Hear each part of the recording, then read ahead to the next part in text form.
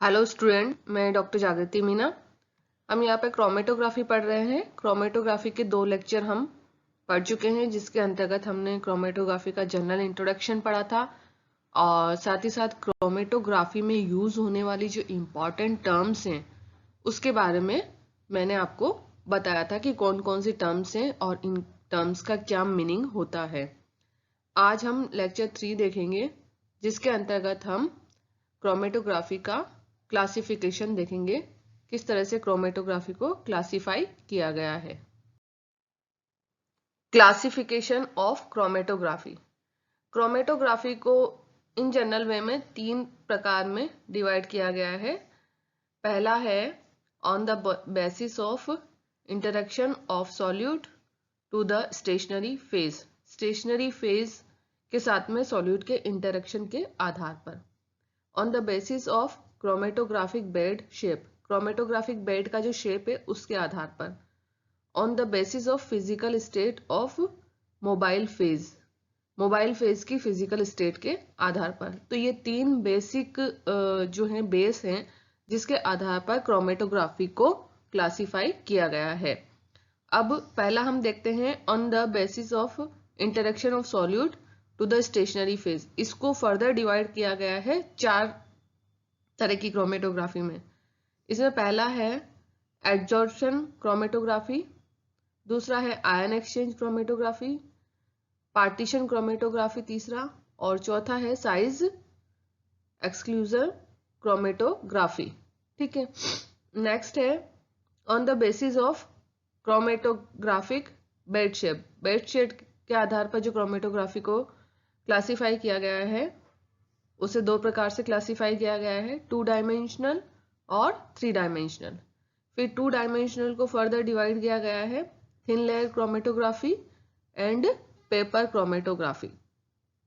3 dimensional जो है उसको एक प्रकार में बांटा गया है column chromatography. Means thin layer dimensional chromatography जो है उसके अंतर्गत कॉलम क्रोमेटोग्राफी आती है। नेक्स्ट जो हमारा बेस है वो है physical state of mobile phase. तो physical state of mobile phase के आधार पर 3 तरह की क्रोमेटोग्राफी बताई गई है। Liquid chromatography, gas chromatography, supercritical fluid chromatography. तो इस तरह से जो क्रोमेटोग्राफी है उनके जो बेस है उनके आधार पर पूरी क्रोमेटोग्राफी को क्लासिफाई किया गया है। सबसे पहली जो क्रोमेटोग्राफी थी वो किस बेस पर आधारित थी? वो आधारित थी interaction of solute to the stationary phase. Stationary phase के साथ में सॉल्यूट के इंटरेक्शन के आधार पर। और ये मैंने आपको बताया था कि 4 तरह की होती है। इस बेसिस पर जो क्रोमेटोग्राफी होती है वो 4 प्रकार की होती है। Adsorption chromatography, partition chromatography, ion exchange chromatography और साइज एक्सक्लूजन क्रोमेटोग्राफी। तो इनको हम एक एक करके अभी देखेंगे। सबसे पहले हम देखते हैं एडजॉर्प्शन क्रोमेटोग्राफी। सबसे पहले हम पढ़ते हैं एडजॉर्प्शन क्रोमेटोग्राफी। जैसा कि नाम से ही पता चल रहा है एडजॉर्प्शन, तो ये जो क्रोमेटोग्राफी है वो एडजॉर्प्शन पर आधारित है, यानी कि अवशोषण पर आधारित है। इस क्रोमेटोग्राफी में स्टेशनरी फेज हमेशा जो है वो कौन सी होती है? सॉलिड। और ये सॉलिड कौन कौन से हो सकते हैं? एल्यूमिना, सिलिका जेल, कॉइल, है ना। ये सब जो सॉलिड्स मटेरियल है उनको हम स्टेशनरी फेज के रूप में ले सकते हैं। और इसमें जो मोबाइल फेज होती है वो लिक्विड होती है। और जो सॉल्यूट होते हैं वो एब्जॉर्बेंट कॉलम पर डिफरेंट डिफरेंट जगह पर एड्सॉर्ब होते हैं। सॉल्यूट मतलब हमारा जो सैंपल है जिसके अंदर कंपोनेंट मिक्स हैं। कौन से कंपोनेंट? जिसे हम सेपरेट आउट करना चाहते हैं। तो जब हम सैंपल इसके अंदर डालेंगे, जिसको हम एनालाइट भी कहते हैं सैंपल को, जब मैंने टर्म्स पढ़ाई थी उसमें पढ़ाया था। एनालाइट का मतलब है वो सैंपल जिसमें वो सभी कंपोनेंट हैं जिनको हम सेपरेट आउट करना चाहते हैं। तो जब सॉल्यूट को हम एब्जॉर्बेंट कॉलम पे डालेंगे। एब्जॉर्बेंट कॉलम का मतलब है एब्जॉर्बेंट से बना हुआ कॉलम। अभी मैंने बताया एब्जॉर्बेंट क्या है, स्टेशनरी फेज है, और स्टेशनरी फेज में हम एल्यूमिना या सिलिका जेल ले सकते हैं। तो जो सिलिका जेल हो गया है वो क्या हो गया, हमारा एब्जॉर्बेंट हो गया। अब उस एब्जॉर्बेंट पे अगर हम किसी सैंपल को डालते हैं तो वो डिफरेंट डिफरेंट जगह पर एब्जॉर्ब होता है।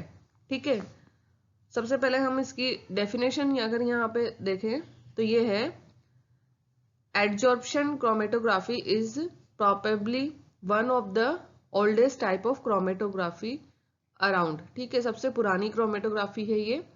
It utilize a mobile, liquid और गैसियस फेज। इसमें जो मोबाइल फेज होती है वो लिक्विड या गैसियस होती है। That is absorbed on to the surface of a stationary solid phase. Stationary phase मैंने अभी बताया सॉलिड होती है, तो ये जो है मोबाइल फेज वो स्टेशनरी फेज के ऊपर एड्जॉर्ब होती है, एड्जॉर्ब हो जाती है। द इक्विलिब्रियम या equilibration between the mobile phase and stationary phase account for the separation of different solute. जो मोबाइल फेज और स्टेशनरी फेज के बीच में इक्विलिब्रियम स्थापित होता है, उसके कारण कंपोनेंट जो है वो सॉल्यूट से सेपरेट आउट हो जाते हैं। यहाँ पर ये देखिए डायग्राम में भी समझाया गया है। ये जो है सॉल्यूट्स हैं और ये जो है वो स्टेशनरी फेज है। तो स्टेशनरी फेज से जब हम सॉल्यूट को गुजारते हैं तो ये जो सॉल्यूट है वो अलग अलग जगह पर एब्जॉर्ब हो जाते हैं। तो इसको आगे हम एक और डायग्राम से मैं आपको समझाऊंगी। ये देखिए डायग्राम है, इस डायग्राम से हम एडजॉर्प्शन क्रोमेटोग्राफी को इजीली समझ लेंगे। सबसे पहले हमने एक ब्यूरेट लिया। ब्यूरेट जो है वो कॉलम का काम करेगा। इसमें हमने एब्जॉर्बेंट भर दिया। अब एब्जॉर्बेंट क्या होगा, एब्जॉर्बेंट होगा हमारा स्टेशनरी फेज, और स्टेशनरी फेज में हमेशा हम सॉलिड ही लेंगे, यानी कि स्टेशनरी फेज जो है वो सॉलिड ही होगी। तो हम इसमें एल्यूमिना या सिलिका जेल ले सकते हैं। अब जो भी मटेरियल हम स्टेशनरी फेज में ले रहे हैं उसको क्या करेंगे, सबसे पहले हम सुटेबल सॉल्वेंट में घोल लेंगे और एक गाढ़ा पेस्ट बना लेंगे। मतलब वो सॉलिड स्टेट में ही होगा, जो पेस्ट होगा वो बहुत ज्यादा लिक्विड नहीं होगा। तो जो स्टेशनरी फेज में मटेरियल ले रहे हैं उसको सुटेबल सॉल्वेंट में घोल के, जैसे हमने सिलिका जेल लिया तो सिलिका जेल को हम सुटेबल सॉल्वेंट में घोल करके एक सॉलिड पेस्ट बना लेंगे। अब इस पेस्ट को हम क्या करेंगे, इस बीकर के अंदर, सॉरी इस ब्यूरेट के अंदर भर देंगे। अब ब्यूरेट के अंदर जब हमने भर दिया तो ये हमारा एक कॉलम बन गया। कौन सा कॉलम, एडजॉर्प्शन कॉलम। ठीक है, अब ये जो कॉलम है वो क्या करेगा, स्टेशनरी फेज का काम करेगा। अब क्या करेंगे, हमारे पास जो मिक्सचर है, एड मिक्सचर, इस ब्यूरेट में हम मिक्सचर ऐड करेंगे। कौन सा मिक्सचर, वो मिक्सचर जिसमें से हमें कंपोनेंट को सेपरेट आउट करना है, तो उस मिक्सचर को हम ऐड करेंगे। ये मिक्सचर जो है वो धीरे धीरे इस स्टेशनरी फेज में मूव करेगा। इस मिक्सचर को हम सॉल्यूट भी कह सकते हैं। ठीक है, जब हम इसमें डालेंगे मिक्सचर को तो ये जो मिक्सचर है वो इस स्टेशनरी फेज में, यहाँ पर देखिए अलग अलग जगह पर एब्जॉर्ब होगा। अब इस मिक्सचर में हमारे पास 3 कलर हैं, रेड, ग्रीन एंड ब्लू। तो ये जो कलर है वो अलग अलग जगह पर एब्जॉर्ब हो रहे हैं। किस पर, स्टेशनरी फेज पर। ये जो ब्लू वाला है, इस वाले डायग्राम में देखिए, ये जो ब्लू वाला है ये ऊपर ही रुक जाता है। तो इस मीन्स इसका स्टेशनरी फेज से अट्रैक्शन सबसे ज्यादा है, ये वहीं पे अट्रैक्ट होकर के रुक जाता है, तो इसका मूवमेंट सबसे कम होगा। उसके बाद जो ग्रीन कलर का है कंपोनेंट, वो थोड़ा सा आगे आ जाता है क्योंकि उसका अट्रैक्शन कम है, किससे, स्टेशनरी फेज से। और जो रेड कलर है उसका सबसे कम अट्रैक्शन है, इसलिए वो मूव होकर के आगे आता है। मतलब रेड कलर का जो कंपोनेंट है वो सबसे ज्यादा ट्रैवल करेगा। अब क्या करते हैं हम इसमें ऐड प्योर सॉल्वेंट। यहाँ पे हमने मिक्सचर डाला, मिक्सचर अलग अलग जगह पर एब्जॉर्ब हो गए स्टेशनरी फेज के साथ में। अब हम इसमें सॉल्वेंट डालेंगे। कौन सा सॉल्वेंट? जो हमारा मोबाइल फेज का काम करेगा। जब हम इसमें सॉल्वेंट डालते हैं तो क्या होता है, जो रेड कलर था, जो कि सबसे आगे था, यहाँ पर ये देखिए, जिसने सबसे ज्यादा ट्रैवल किया था, वो रेड कलर जो है इस सॉल्वेंट में मिक्स होकर के सेपरेट आउट हो जाएगा। फिर उसके बाद में जो ग्रीन कलर था वो इस सॉल्वेंट में मिक्स होकर के सेपरेट आउट होगा, और उसके बाद में लास्ट में ब्लू, क्योंकि ब्लू जो है वो सबसे ज्यादा अट्रैक्ट हो रहा है स्टेशनरी फेज के साथ में, तो वो सबसे ज्यादा जो है वो चिपका हुआ रहेगा, तो वो धीरे धीरे सेपरेट आउट होगा, मतलब सबसे लास्ट में सेपरेट आउट होगा। और जो रेड कलर था वो क्या था, वो उसका अट्रैक्शन स्टेशनरी फेज के साथ में कम था, तो वो सबसे पहले सेपरेट हो गया। इस तरह से हमने जो तीनों कलर है उसके जो कंपोनेंट है, मतलब 3 कलर के कंपोनेंट थे हमारे एनालाइट में, उनको हमने मोबाइल फेज के द्वारा सेपरेट आउट कर लिया। तो इस तरह से एडजॉर्प्शन क्रोमेटोग्राफी जो है वो काम करती है। Principle of adsorption chromatography. जो एडजॉर्प्शन क्रोमेटोग्राफी है वो बेसिकली एडजॉर्प्शन पर ही डिपेंड करती है। Principle of adsorption chromatography involve competition of components of sample mixture for active site on adsorbent। Absorbent की जो active site होती है उस पर जो sample mixture जो है हमारा, उसमें उपस्थित component जो है उनका adsorption होता है, उसके बीच में उनमें competition होता है। These active sites are formed in molecule due to cracks and edges। जो ये एक्टिव साइट्स होती है वो क्रैक्स और एजेस के कारण बनती है, और इस एक्टिव साइट्स में जो कंपोनेंट होते हैं मिक्सचर में उपस्थित वो एब्जॉर्ब हो जाते हैं या अट्रैक्ट हो जाते हैं। Separation occur because of the fact that an equilibrium is established between molecule adsorbed on stationary phase and those which are flowing freely in mobile phase। Separation इसलिए हो पाता है क्योंकि जो मिक्सचर के अंदर कंपोनेंट है वो स्टेशनरी फेज के ऊपर एड्जॉर्ब हो जाते हैं, और ये जो एड्जॉर्ब हुए कंपोनेंट हैं इनके बीच में और जो मोबाइल फेज में फ्रीली फ्लोइंग कर रहे हैं उन कंपोनेंट या मॉलिक्यूल्स के बीच में इक्विलिब्रियम स्थापित हो जाता है। इस कारण से सेपरेशन संभव होता है। The more the affinity of the molecule of particular component, less will be its movement। अगर एफिनिटी ज्यादा होगी किसी मॉलिक्यूल की तो उसका मूवमेंट क्या होगा, कम होगा। एफिनिटी का मतलब है अट्रैक्शन। स्टेशनरी फेज से उसका अट्रैक्शन ज्यादा होगा किसी कंपोनेंट का या किसी मॉलिक्यूल का, तो उसकी मूवमेंट जो है वो कम होगी, मतलब वो कम ट्रैवल करेगा, क्योंकि अट्रैक्शन ज्यादा है तो वो स्टेशनरी फेज के साथ में पहले ही चिपक जाएगा और वहीं पर चिपका हुआ रहेगा, वो ट्रैवल नहीं करेगा। और जिसकी एफिनिटी कम है वो स्टेशनरी फेज के साथ में थोड़ी दूर तक ट्रैवल करने के बाद में चिपकेगा, तो उसका जो ट्रैवल टाइम है वो बढ़ जाएगा या उसका जो मूवमेंट है वो बढ़ जाएगा। तो जो मूवमेंट है वो डिपेंड करता है एफिनिटी पे। एफिनिटी ज्यादा होगी तो मूवमेंट कम होगा। और इसके साथ साथ ही मैं एक दो बातें जो हैं वो स्टेशनरी फेज के बारे में बताना चाह रही हूँ कि जो स्टेशनरी फेज होती है वो आपकी कैसी होनी चाहिए, मतलब किस तरह का मटेरियल आप लो स्टेशनरी फेज में। एक तो ऐसा मटेरियल जो इजीली अवेलेबल हो जाए उसे हमें स्टेशनरी फेज में लेना चाहिए। साथ ही साथ में ऐसा मटेरियल हो जिसकी एड्जॉर्प्शन कैपेसिटी ज्यादा हो, मतलब एड्जॉर्ब करने की कैपेसिटी ज्यादा हो, तभी तो जो कंपोनेंट है वो उसके साथ में अट्रैक्ट होंगे या स्टेशनरी फेज पे एड्जॉर्ब हो जाएंगे। और it should be not react with the mobile phase.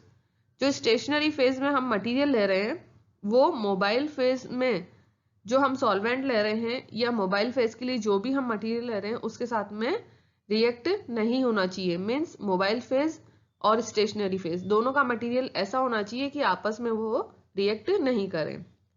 तो यहाँ पर जो एडजॉर्प्शन क्रोमेटोग्राफी है, इसमें हम एल्यूमिनियम, सिलिका जेल, चारकोल और कैल्शियम कार्बोनेट, ठीक है, इस तरह के मटेरियल को हम ले सकते हैं और सुटेबल सॉल्वेंट में इसको मिला करके एक सॉलिड जो है स्लरी बना करके हम स्टेशनरी फेज के रूप में उसको काम में ले सकते हैं।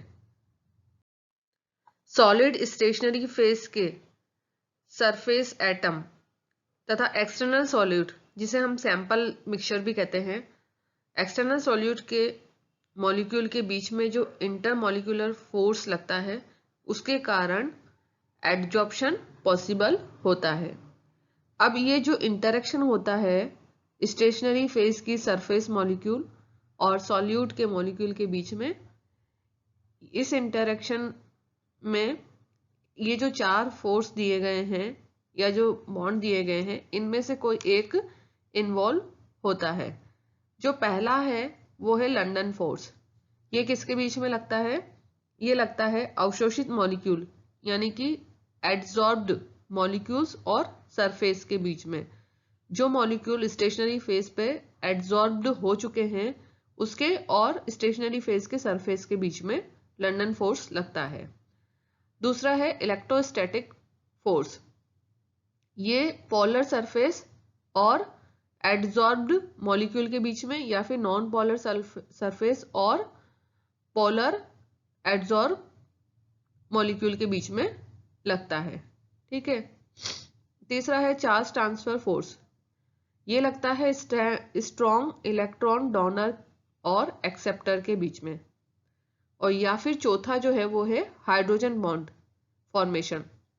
मीन्स जो सरफेस के मॉलिक्यूल हैं और जो सॉल्यूट के मॉलिक्यूल हैं उनके बीच में हाइड्रोजन बॉन्ड का फॉर्मेशन होता है। जैसे सिलिका है, सिलिका जेल को अगर हम स्टेशनरी फेज के रूप में लेते हैं तो उसमें OH ग्रुप होता है। ये जो सिलिका में उपस्थित OH ग्रुप है वो क्या करता है, जो हमारा सैंपल है उसमें उपस्थित फंक्शनल ग्रुप के साथ में अटैच हो जाता है, ठीक है। तो जो सिलिका जेल है, जो सिलिका है वो हमने किस रूप में लिया? स्टेशनरी फेज में। अब उस स्टेशनरी फेज में क्या है? OH ग्रुप प्रेजेंट है। अब ये OH ग्रुप क्या करेगा? मिक्सचर में जो कंपोनेंट है या जो फंक्शनल ग्रुप है उनके साथ में इंटरेक्शन करेगा और हाइड्रोजन बॉन्ड का फॉर्मेशन करेगा और इस कारण जो मिक्सचर के कंपोनेंट हैं वो इस सिलिका जेल पर एड्सॉर्ब हो जाते हैं। तो ये कुछ फोर्स है जिसके कारण से हमारे जो सैंपल मिक्सचर है उसमें जो कंपोनेंट उपस्थित है वो एड्सॉर्बेंट के ऊपर एड्सॉर्ब हो जाते हैं और उन्हें हम आसानी से फिर सेपरेट आउट कर सकते हैं। नेक्स्ट है टाइप ऑफ एडजॉर्प्शन क्रोमेटोग्राफी।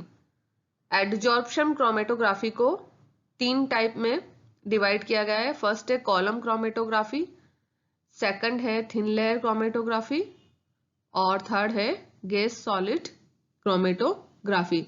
अगर हम कॉलम में जो है वो सेपरेट आउट कर रहे हैं मिक्सचर के कंपोनेंट को, तो वो कॉलम क्रोमेटोग्राफी कहलाएगा। एक थिन लेयर बना करके अगर हम उसको यूज कर रहे हैं क्रोमेटोग्राफी में तो थिन लेयर क्रोमेटोग्राफी कहलाएगी। और अगर हम गैस सॉलिड को काम में ले रहे हैं तो फिर वो क्रोमेटोग्राफी गैस सॉलिड या GS क्रोमेटोग्राफी कहलाती है। ये सभी क्रोमेटोग्राफी एडजॉर्प्शन क्रोमेटोग्राफी के अंतर्गत आती है। तो आज हमने इस लेक्चर के अंदर जो है क्लासिफिकेशन ऑफ क्रोमेटोग्राफी पढ़ा और उसमें एक क्रोमेटोग्राफी एडजॉर्प्शन क्रोमेटोग्राफी पढ़ी। आगे के लेक्चर में हम 1 बाय 1 करके सभी क्रोमेटोग्राफी को पढ़ेंगे। Thank you so much.